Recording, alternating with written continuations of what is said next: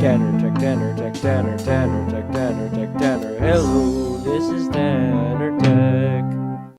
Multimeters are an extremely useful tool when you're doing anything with electronics. They can measure voltage, they can measure current, they can measure resistance, and they can measure a variety of other things, depending on how fancy the multimeter is that you have.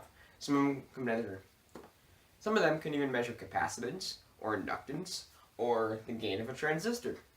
So let's take a look at these four multimeters. All of them are very different. And let me show you how each of them work, so that way you can use your own multimeter inside an electronic setting like this. Let's get started. These are the four multimeters that we're going to be taking a look at today. So right here we have this one, which is very old, probably from the 1950s, and it is an analog multimeter. Right here we have my Radio Shack multimeter, which is actually pretty fancy. Then we have a cheap Harbor Freight multimeter. Then we have this thing called a transistor tester, and it can read the values of almost any component, as well as test resistance, inductance, and capacitance values. Even though this transistor tester isn't exactly considered a multimeter, I kind of consider it one because it can test all the different values of any components. And that is what also a good multimeter can do. So, let's get started with the oldest multimeter I have here. So I got this multimeter, or multi-tester as they like to call it, from a thrift store. Now if we open this up, we can see that we have the multimeter along with some probes. So these probes right here are what actually are used to connect this multimeter to whatever you're trying to measure with it.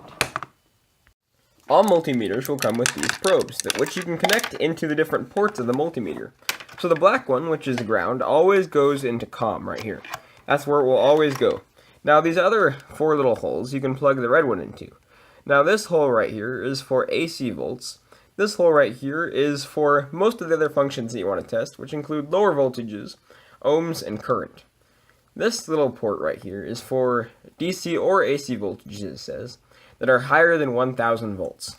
So let's start by plugging this into this little hole right here, which is voltage, ohms, and current. As you can also see, there's a wide variety of different settings you can move this selector switch to down here. Now this selector switch right here is for AC volts, measuring from 0 to 5, 5 to 25, and up to 100. So if you want to measure any AC voltages, we can slide the selector dial over to 500, and then we can plug it directly into my Variac. Well, it seems that I didn't read the instructions, where it says to insert the test lead into this one, which is voltage, ohms, and current, and AC volts minus. I thought it was AC volts minus and COM, and apparently that was wrong, so I kind of bent the needle inside here, and I'll show you how to fix that in another video. But for now, let's test that and see if we can actually measure the voltage without ruining the multimeter. Okay, as you can see, when I have this set to the 100 level on AC volts, and I have my Variac set to about 50 volts, then we can see that this needle, if it weren't so bent, would be going straight in between the 40 on the AC volts, the 40 and the 60, which is correct, because this needle is a little bit bent, and so it's not exactly correct. But that is how you measure AC volts. You plug one into here, and you plug one into there, and you can actually read the voltages on here, because this says AC volts, and this is 25 and up. And so between 40 and 60 is 50, and 50 volts is what the Variac is putting out right now. Now if I wanted to measure another value, I would move this black lead down from AC volts to COM right here. And then if I slide this thing over to DC volts, such as 5 volts, I could hook this up to my bench power supply and see how many volts it's measuring. You can see that with my bench power supply, I set it on about 3 volts, then this would just about hit 3 volts if it weren't so bent with the needle. As you can see, I can just move this around. You can see how much the needle changes based on the amount of input voltage. Now, because the needle is now bent, it is slightly inaccurate. You can also measure current, if you set it right here. And to measure current, you just put your multimeter in series with the circuit you're trying to measure the current of, and then you can actually see how much current it's drawing. Then to do ohms or resistance, you just set it there, And then you can see that if I touch these two probes together, if I measure this 5K ohm resistor right here, for example, and I set this ohm thing on times 10, then if you look right here, the needle is just about on 500. And 500 times 10 is 5,000, which lines up exactly with the 5,000 ohms that resistor is. So as you can see, that is how you use this to measure resistance and DC voltage. That's this little multimeter right here. And I'll show you how to fix that bent needle in a later video. So now it's time to move on to the cheap Harbor Freight multimeter. This multimeter also has 2 probes on it and 3 holes, unlike the other one that had 4 holes. But if you want to measure any current that's higher than a few milliamps, then you switch this little red lead into the 10 amp hole to measure high currents. Now to turn this on, you merely turn it on, and you can set this little tiny dial to any of these settings right here. Now let me explain what some of these settings mean. So on DC voltage, this is the different levels of voltage you can measure. Now this one will measure up to about 200 millivolts. This will go to about 2000 millivolts, which is actually 2 volts. This will go to 20 volts, 200 volts, and 1000 volts. Now on 1000 volts, you can measure 200 millivolts, but you won't really see much. You can measure maybe 2 volts, but it won't be very accurate. So the lower you go down, the more accurate your voltage reading gets. Now these AC voltages are the high AC voltages of up to 200 volts, which is many normal walls, and up to 750 volts. Right here is a battery tester that actually draws current from your battery to test what its voltage is under a load. Now right here, this is DC current. Now when you add these probes in series with the circuit you're trying to measure current on, it'll show you how much current your circuit is drawing on here, depending on the level. So if you want to measure a circuit that's only drawing 200 microamps or 2000 microamps, then you can set it down to these two. But then if your circuit draws more and more current, you'll have to move it all the way up to 200 milliamps. And then if your circuit draws more than that, you'll have to hook it up to the 10 amp one. Now this right here is HFE, or that's the gain. And so in order to measure gain, you'll need a transistor. And so in my case, we're going to be using this NPN transistor right here, which is a 2N3904. So if I plug it into this little thing down here, which is BCE, or base collector emitter, and I put it in correctly, sometimes it's kind of hard to get these things to fit in place, and I set it to HFE, you'll see it read about 350. That is the gain of this transistor. That means if I put in 1 milliamp into the base, it'll cause 350 milliamps to flow between the collector and the emitter of the transistor. Now if we further go down here, this is diode. And this can test the diode to see what direction it goes in, and what the forward voltage of the diode actually is. This diode, for example, when I hook it up to the multimeter, has a forward voltage of about 0.623 volts. Now down here you can measure the resistance. Now this sometimes is kind of hard on these multimeters that have multiple resistances. And so if I were to find the resistance of this resistor right here, which is the same 5K resistor that I used in the other multimeter, you can see that if I hook it up right here on 200 ohms, it won't show anything. But as I move it up, it still won't show anything until I move into this range. And in this range, you can actually see that this resistor has a resistance of 4.6 thousand ohms. To measure any unknown resistor, you want to start at the highest resistance setting and hook it up to your resistor and turn this down until you see the most accurate number that's not 1, just like this. Measuring DC volts is kind of the same on here, and you can just connect these 2 probes to any DC power source, such as this bench power supply right here. And you can see that it is putting out 1.73 volts, just like the power supply says. And then if I turn this up, as you can see, the numbers get less and less accurate until finally it just says 0 or 2. But if I turn it down to this, it'll be super accurate and say 1.725. Okay, so let's try and measure some current on this thing. So what we're going to try and do first is plug this little red knob into the 10 amps DC and set this to 10 amps. So what we're going to do is we're going to hook this up in series with this light bulb and the power supply. Now what that means is that the positive right here will automatically go to the positive of the power supply, and the negative one will connect to the light bulb, and the other negative one will connect here. So as you can see, when I turn up the power supply on this, it is drawing about 0.1 amps. And right here you can see 0.15 amps. And if you look on that little screen right there, the power supply says it's drawing 0.139 amps, which is close enough.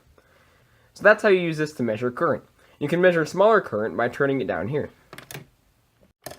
As you can see, it's more accurate right here when that little power supply thing says it's drawing 41 milliamps, and this is saying it's drawing 45.3 milliamps.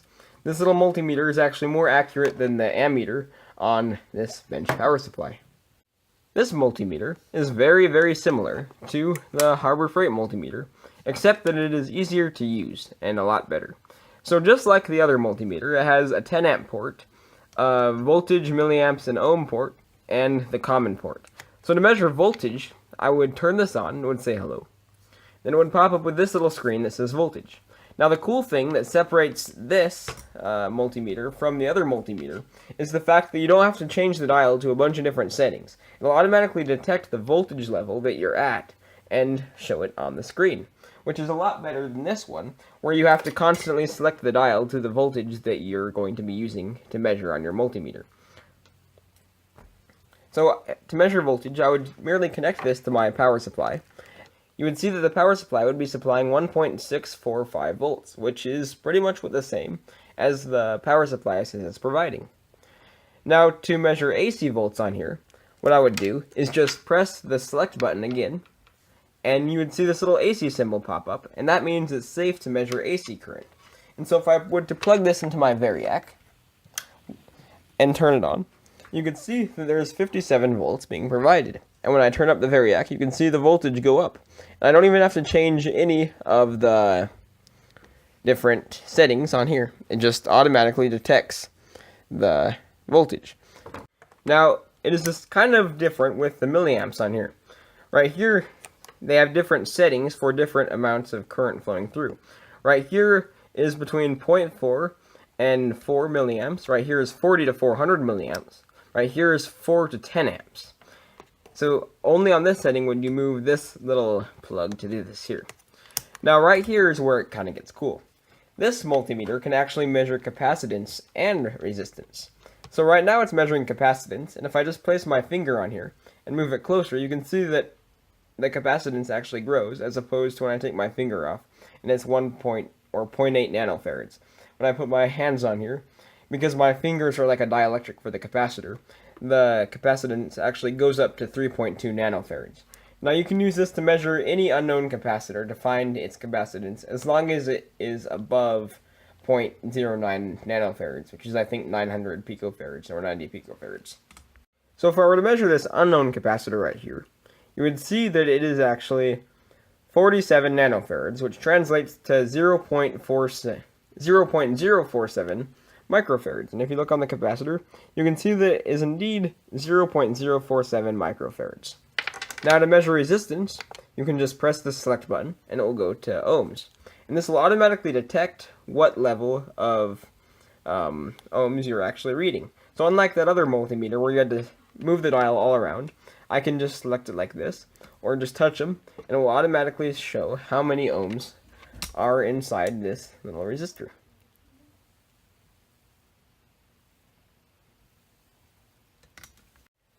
The reason that this multimeter is more expensive than this cheap Harbor Freight multimeter is the fact that you don't have to actively turn the dial to measure the different levels of voltage and resistance. It'll automatically detect the different levels and change them for you on here.